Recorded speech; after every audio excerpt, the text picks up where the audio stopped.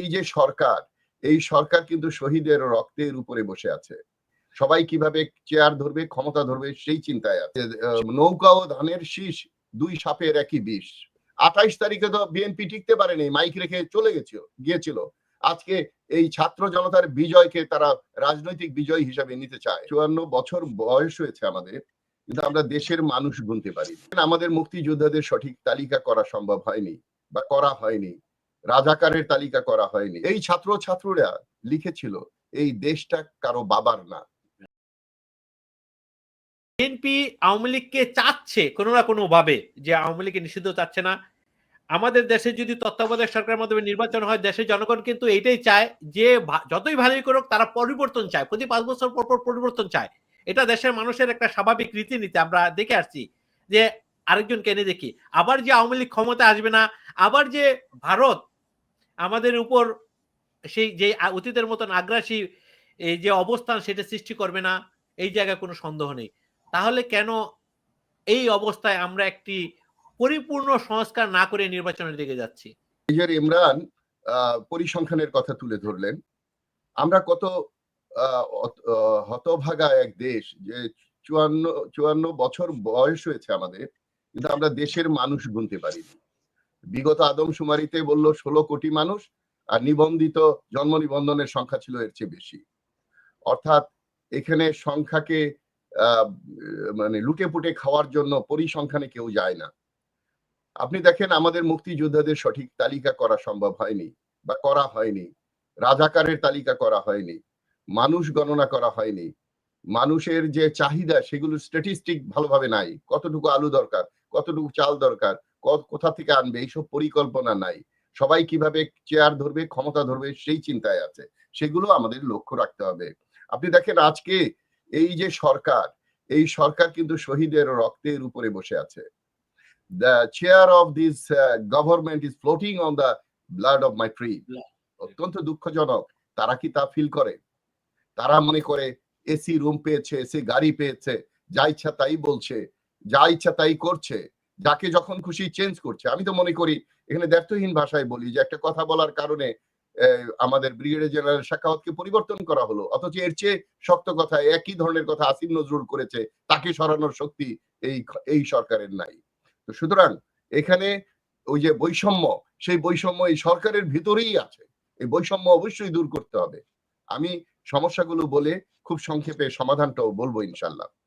আপনি দেখেন ৫ বছর পর পর নির্বাচন হলে এই সরকার তো এখনো তো আওয়ামী লীগ থাকার কথা ছিল, কিন্তু আমাদের বিজয়ের মানে ৫ তারিখে বিজয়ের পরেই রক্ত শুকানোর আগে বিএনপি বিশাল মিটিং করে বলল ৩ মাসের মধ্যে নির্বাচন দেওয়ার জন্য। সংস্কারের প্রশ্নই তখন তোলা হয়নি, এবং জয় বলল বিদেশ থেকে ৯০ দিন, মানে একই চিন্তা। আপনি দেখেন আমাদের যে ছাত্রছাত্রীরা, যে ছাত্রছাত্রীকে আমাদের তরুণদের অবজ্ঞা করতাম যে তারা খালি ফেসবুকিং করে, রাজনীতি বোঝে না, দেশ বোঝে না, কিন্তু তারা প্রমাণ করে দিয়েছে যে তারা আমাদের চেয়ে সচেতন।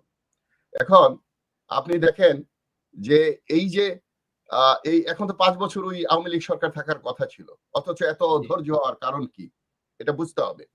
এই ছাত্ররা লিখেছিল এই দেশটা কারো বাবার না। কথাটা মনে রাখতে হবে সবাইকে, সকল দলকে। এই দেশটা সকলের, জনগণের।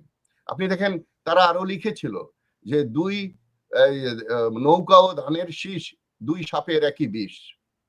আমরা রাজনীতিতে বলেছি যে আওয়ামী লীগ বিএনপি এই এক কয়েনের দুই পিঠ।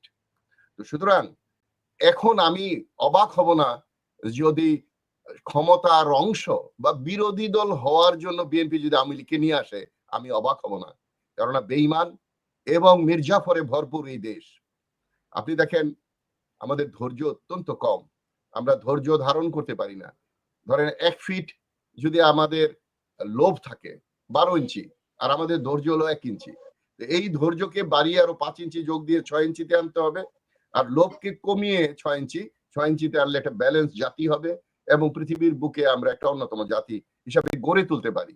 কিন্তু এই যে ফজলুল হক সাহেব বললেন, সেই লিডার কোথায়, সেই প্রেসিডেন্ট কোথায়, সেই সরকার কোথায় যারা জাতিকে একটা সঠিক পথে সুন্দরভাবে নূতন বাংলাদেশকে নূতন পথে এবং একটা সত্য ও সার্থক পথে নিয়ে যেতে পারে? সুতরাং আমরা তো তা দেখছি। আপনি দেখেন তাহলে সমাধানটা কি? পরিশেষে কিছু সমাধানের কথাই বলে শেষ করতে চাই। ১ নম্বর ইট ছাড়া ১ নম্বর বিল্ডিং করা সম্ভব নয়। ১ নম্বর নাগরিক বা ভোটার ছাড়া ১ নম্বর সরকার গঠন সম্ভব নয়। আজকে সরকারের যে সংস্কারের যে প্রশ্ন হয়েছে, সকল সংস্কার হলো, কিন্তু ভোটারের মানসিক সংস্কার হলো না। তারা ভোট বিক্রি করলো, খারাপ লোককে ভোট দিল, কি লাভ হবে? সুতরাং কোন সংস্কার যদি না হয়, কারণ আমরা তো শুনেছি এখন সংস্কার নিয়ে যুদ্ধ চলছে।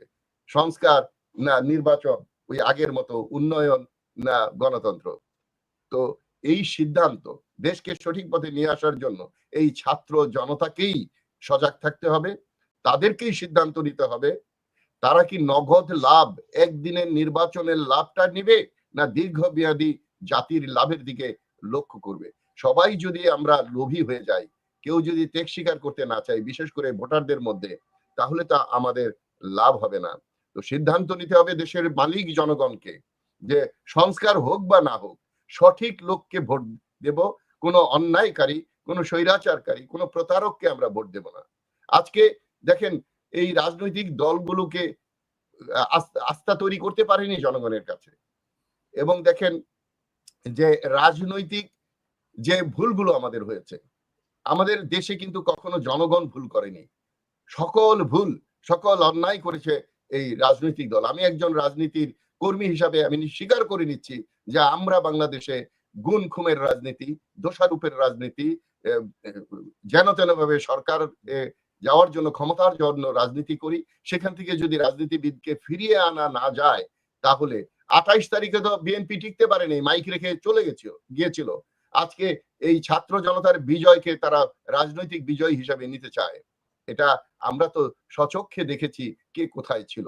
এই বিএনপির যে গঠন আর আওয়ামী লীগের যে গঠন, বিএনপির যে চরিত্র, আওয়ামী লীগের যে চরিত্র, বিএনপির যে লোভ, আওয়ামী লীগের যে লোভ, বিএনপির যে দুর্নীতি, আওয়ামী লীগের যে দুর্নীতি, এটা শুধু অঙ্কের ১৯-২০ হতে পারে, কিন্তু জিনিস তো একই। সেটা বুঝতে হবে। আমার প্রিয় জনগণ, আপনারাই ভবিষ্যৎ গড়বেন। এই আমাদের তরুণ ছাত্র সমাজ এবং জনতা, এই দুই শক্তি মিলে আমাদেরকে দেশকে সঠিক পথে নিয়ে আসতে হবে। এই দেশকে বারবার তাবেদার দেশ বা অন্য দেশের কলোনি বানানো যাবে না। স্বাধীন দেশ হিসাবে সারা পৃথিবীতে শির উঁচু করে আমাদের দাঁড়াতে হবে।